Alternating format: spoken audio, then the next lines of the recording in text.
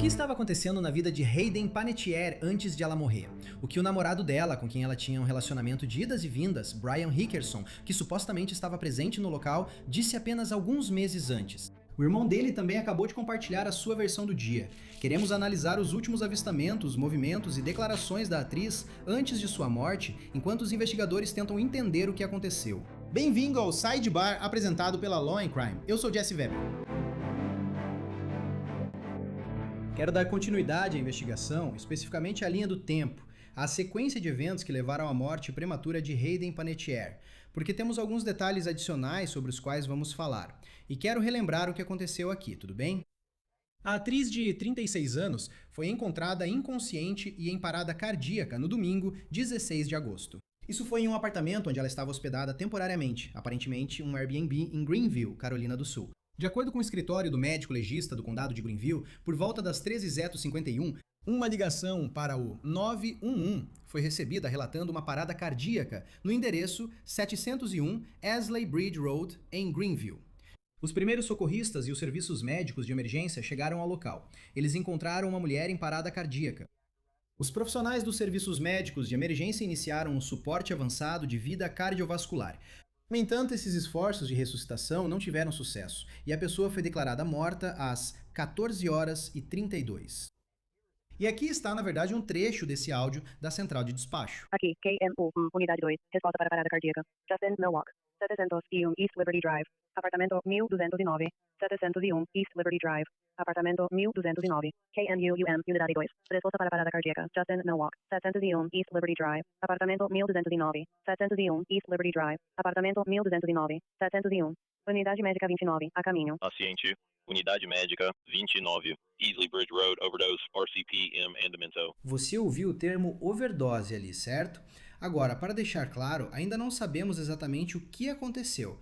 Foi relatado que, embora uma autópsia não tenha encontrado sinais de trauma que contribuíssem para a morte de Hayden, a causa e a forma oficial da morte dela ainda não foram oficialmente determinadas, porque as autoridades, os oficiais, estão aguardando os resultados da toxicologia, o que pode levar algum tempo.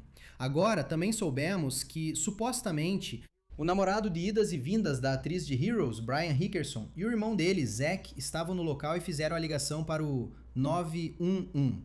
A CNN está informando que o relatório policial indica que um policial entrevistou os irmãos, com um relatório policial dizendo, abre aspas, falei com Zack Hickerson. Primeiro ele informou que essa era a namorada do irmão dele.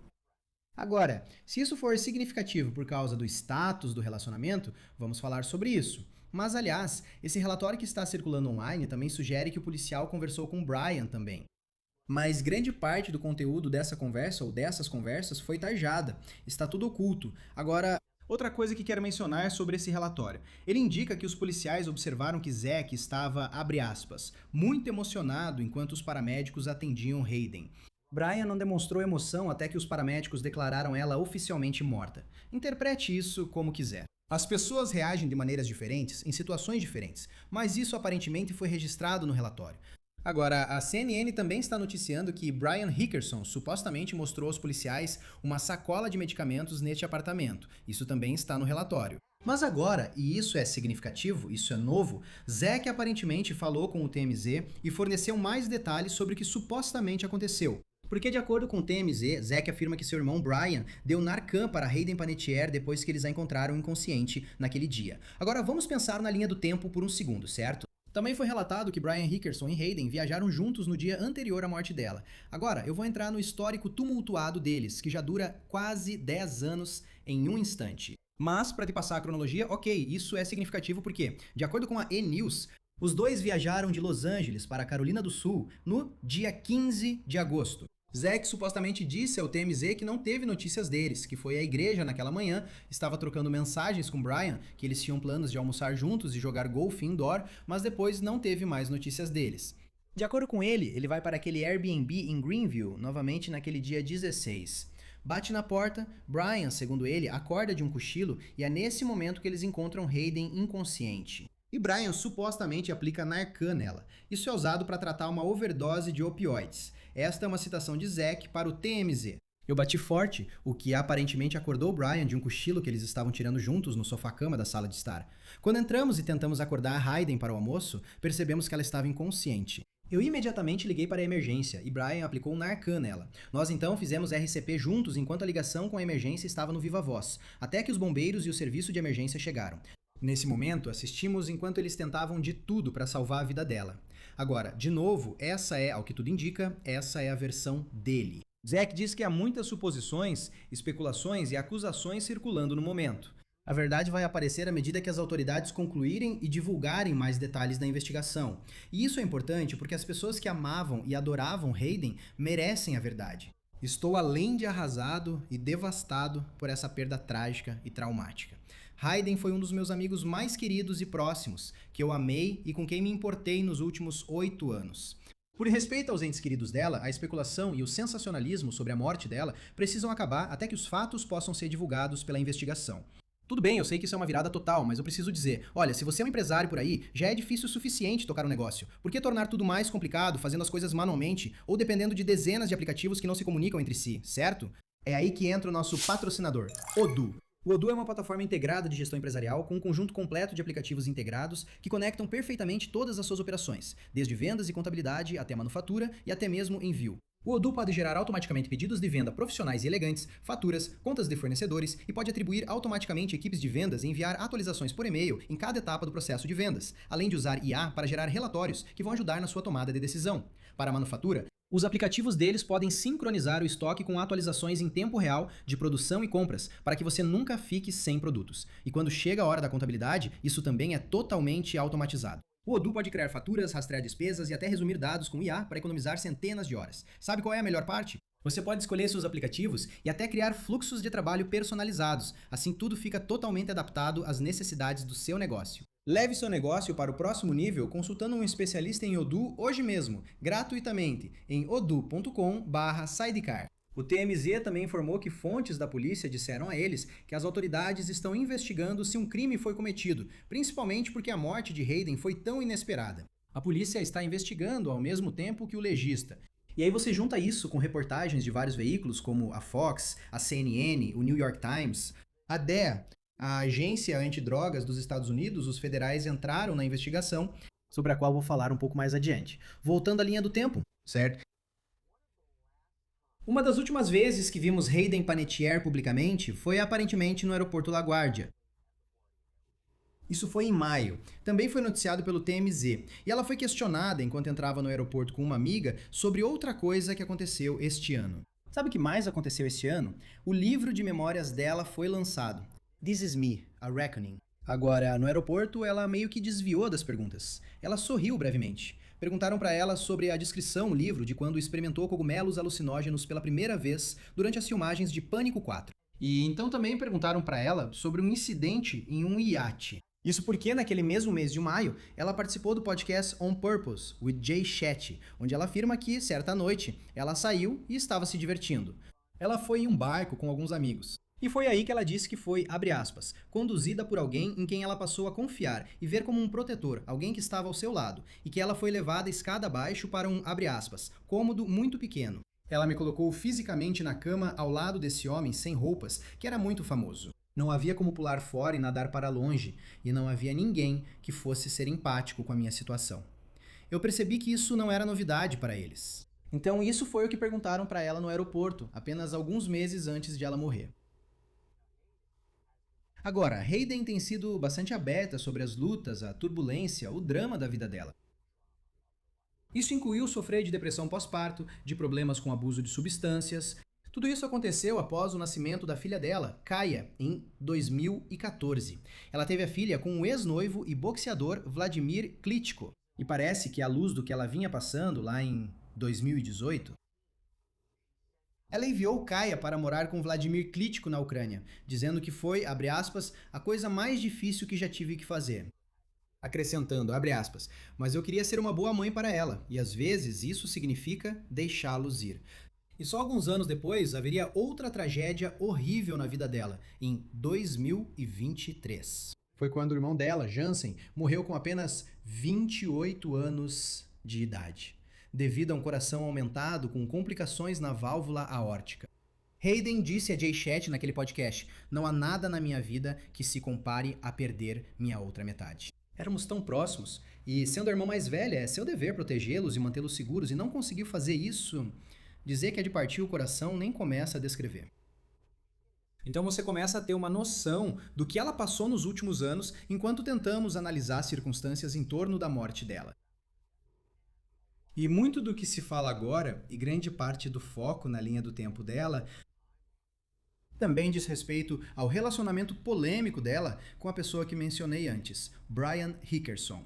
Especificamente, violência doméstica, que ela relatou em seu livro de memórias, dizendo, abre aspas, "O que eu nunca contei a eles é que o abuso que eu suportei não parecia tão ruim quanto a ideia de ficar sozinha. Uma noite ele machuca tanto meu rosto que eu não saio de casa por semanas." E é aqui que ela apenas se refere a um Brian. Você nunca esquece a primeira vez que alguém te dá um tapa, nem esquece a última. Em 2019, Hickerson é acusado na Califórnia de crime grave por ferir um cônjuge, companheiro, noivo, namorado, namorada ou pai e mãe de uma criança.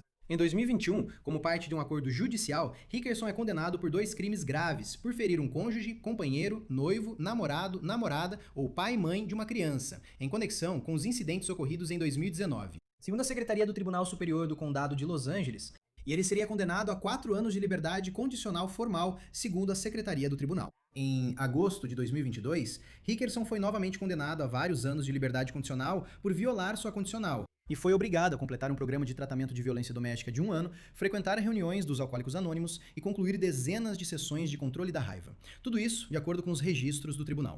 Ele também aparentemente tentou fazer com que o tribunal reduzisse suas condenações por crime grave para apenas delitos menores, mas não teve sucesso. Aparentemente, ele até tentou fazer isso recentemente, em 13 de agosto. Segundo os registros do tribunal, mas novamente ele não teve sucesso. O Hollywood Reporter conversou com uma Mia Tarrazas, que afirma ter sido vizinha de Hayden Panettiere em West Hollywood, e diz que ligou para o 911 pelo menos meia dúzia de vezes para denunciar distúrbios. E diz que ela absolutamente viu sinais de violência doméstica. Disse ao veículo, abre aspas, "Eu a vi saindo em uma maca. Brian estava bem ao lado dela e eu perguntei se ela estava bem. E, para mim, parecia que ela tinha sofrido algum tipo de trauma que parecia ser agressão. Estava claro que ela estava apavorada." O Page Six informou que um panfleto com Brian Hickerson foi divulgado pela Associação de Moradores do prédio da Hayden, em West Hollywood, em agosto de 2025, ou seja, há 1 ano. Incentivando os vizinhos de Hayden a chamar a polícia se vissem Hickerson, escrevendo que ele, abre aspas, "foi visto invadindo as áreas comuns e corredores. Por favor, não permitam que ele entre no prédio." E então isso aconteceu, linha do tempo, certo? Maio de 2026. Então estamos falando da época em que o livro de memórias são lançadas. Meses antes da morte de Hayden, Brian Hickerson senta-se para uma entrevista com Charlie Neff, da TMZ. Ele disse, entre outras coisas, que o livro de memórias fala por si só, que entende se as pessoas estão irritadas com ele porque admite que foi preso por agressão. Hayden contou como, você sabe, em um momento ele bebeu muito, como foi preso, ficou violento com ela, que teve oportunidades de pedir desculpas. Ele até disse, abre aspas, "Nós não tivemos um passado muito bom, tivemos?" Ele até lembrou de uma história em que disse que estava com um telefone na mão e falou para Hayden, "Vou te dar 10 segundos para correr antes de eu jogar isso em você." Ele disse novamente durante o tempo dessa entrevista que naquela época o relacionamento era de respeito mútuo, que ela sempre ocupa um lugar especial no coração dele. Para ela, ele ainda pensa em se casar com ela, embora tenha dito que provavelmente ela não sente o mesmo, que ele tem arrependimentos, que tem trabalhado em si mesmo, que tem trabalhado com... O ator Shia LaBeouf, em um grupo dos Alcoólicos Anônimos, na verdade disse que o ator salvou sua vida, mas ao mesmo tempo falou sobre o abuso. Abre aspas. "As pessoas fazem isso o tempo todo. Você acha que eu sou o único que fez isso? Não." Então é interessante ouvir isso em maio e depois pensar sobre o que aconteceu entre eles e depois sobre a morte dela.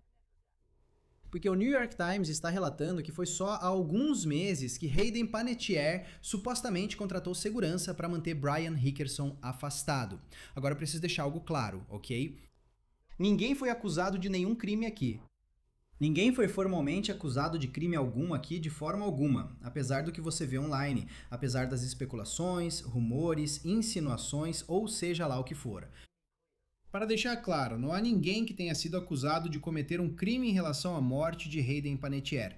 Agora, outro dia tive a oportunidade de conversar com Matt Irvine, detetive aposentado, e falei com ele sobre o que devemos esperar aqui sobre alguns aspectos dessa investigação, o que devemos observar e por que a DEA está envolvida. Dá uma olhada. Por que trazer a DEA para o caso? Sim, essa é uma pergunta muito interessante, porque a DEA normalmente não se envolve em casos que parecem ser overdoses suspeitas, mesmo que haja alguma suspeita de ação criminosa. Eu imagino que o motivo da DEA estar envolvida é porque eles acreditam que as substâncias que podem ter contribuído para a morte de Aiden Panettiere podem estar ligadas a uma pessoa ou organização que já é alvo da investigação deles. Bem, a DEA tem recursos enormes, eles têm uma capacidade forense tremenda. E este é certamente um caso em que parece que eles já estão analisando comunicações, analisando dispositivos. A DEA, se ele já tem uma pessoa ou organização sob investigação, possui muitas informações de inteligência sobre esse alvo que pode ser utilizada para apoiar essa investigação. Eu não sei qual é a lei na Carolina do Sul em relação a poder acusar alguém de homicídio por causar a morte de outra pessoa através do fornecimento de substâncias ilícitas. Mas isso certamente é uma possibilidade. E o caso de Matthew Perry seria o exemplo mais famoso. Quando eu disse que as autoridades estão investigando se um crime foi cometido, se houve algum tipo de ilegalidade, principalmente porque a morte dela foi tão repentina, o que eles estão procurando? Quem eles estão entrevistando? Como funciona em termos de tentar descobrir se um crime foi cometido? Bem, há algumas maneiras de um crime estar envolvido aqui. Quero dizer, não é irrelevante que ela tenha morrido na companhia de Brian Hookerson, que já foi condenado por abuso grave contra ela. Quando mulheres morrem, quando são assassinadas, muitas vezes é por parceiros íntimos. Então, com certeza, essa possibilidade precisa fazer parte de qualquer investigação do Estado. Além de qualquer possível culpa da parte do Sr. Hickerson, há a questão de, novamente, se este é um caso em que ela morreu porque lhe foi fornecida algum tipo de substância ilícita, de onde vieram essas substâncias? E é possível responsabilizar criminalmente a pessoa ou as pessoas que forneceram essas substâncias para ela? Então, realmente existem dois aspectos em termos de analisar a criminalidade: o possível envolvimento do parceiro íntimo ou de outras pessoas que estavam presentes no momento em que ela possivelmente sofreu uma overdose, e então, num segundo nível, de onde vieram essas substâncias. E a pessoa ou organização que forneceu essas substâncias pode ser responsabilizada criminalmente? Mas por que as autoridades inicialmente dizem que não há trauma, nem circunstâncias suspeitas, nem evidências de crime? O que levaria eles a dizer isso? E como você concilia isso com as novas informações de que estão investigando para garantir que nenhum crime foi cometido? Bem, as duas coisas são possíveis. Quando dizem que não há evidências de crime nem trauma, isso simplesmente sugere que não havia indicação de que ela foi espancada, esfaqueada, baleada ou morta de forma violenta. Isso não significa que a morte dela, seja por overdose acidental ou por alguém ter intencionalmente fornecido drogas suficientes para matá-la, não seja um crime à parte. Então, a cena inicial aparentemente não mostrava uma morte violenta. Isso não significa que a morte não seja potencialmente um homicídio. Só para deixar claro, novamente, vou repetir. Ninguém foi formalmente acusado de um crime. Ninguém foi acusado de cometer um crime. Ninguém foi acusado de cometer um crime em relação à morte de Hayden. No entanto, de modo geral, como você saberia se alguém fez outra pessoa ter uma overdose de propósito, ou enganou essa pessoa, ou colocou algo na bebida dela? Ou, quero dizer, quais seriam algumas evidências possíveis nesse caso? De novo, eles estão analisando de perto as comunicações. E isso pode mostrar algum plano, seja um plano da parte dela, potencialmente para tomar a substância A, quando o exame toxicológico, no final das contas, mostrar que ela morreu pela ingestão da substância B. Isso pode sugerir que alguém deu a ela algo que ela não pretendia tomar, para o qual ela não tinha tolerância, que era muito mais potencialmente letal do que aquilo que ela pretendia ingerir. Se isso foi feito intencionalmente, isso pode ser um crime. Também é possível, novamente, que as pessoas que estavam com ela não soubessem que ela estava ingerindo algo que poderia ser fatal. Mas a pessoa ou organização que forneceu essas substâncias sabia ou deveria saber que ela estava recebendo algo que poderia matá-la. E, novamente, se você está adquirindo drogas, especialmente nos dias de hoje, e principalmente se você é uma celebridade, você não está indo até uma esquina suspeita. Você provavelmente está fazendo isso por meio de comunicações eletrônicas. Deixe-me te perguntar uma coisa. Então tudo se resume ao teste toxicológico, ao laudo toxicológico, certo? Quero dizer, Como? O que envolve esse tipo de teste? Quanto tempo algo assim demora? E como vamos descobrir os resultados disso? Eu imagino, de novo, eu não conheço as práticas na Carolina do Sul, mas eu imagino que uma vez que o exame toxicológico esteja pronto, esse relatório deve estar disponível ao público, assim como os relatórios de autópsia geralmente estão disponíveis ao público. A exceção seria se houver uma investigação criminal em andamento e houver um motivo para manter essas descobertas em segredo. Seja porque não querem alertar os alvos da investigação, ou porque pretendem apresentar as descobertas a um grande júri e não querem contaminar esse processo. Se qualquer uma dessas coisas for verdade, pode demorar um pouco até descobrirmos, para proteger a integridade de uma investigação. E de modo geral, esses testes demoram para ficar prontos? Demora para eles fazerem uma avaliação completa do que estava no sistema dela?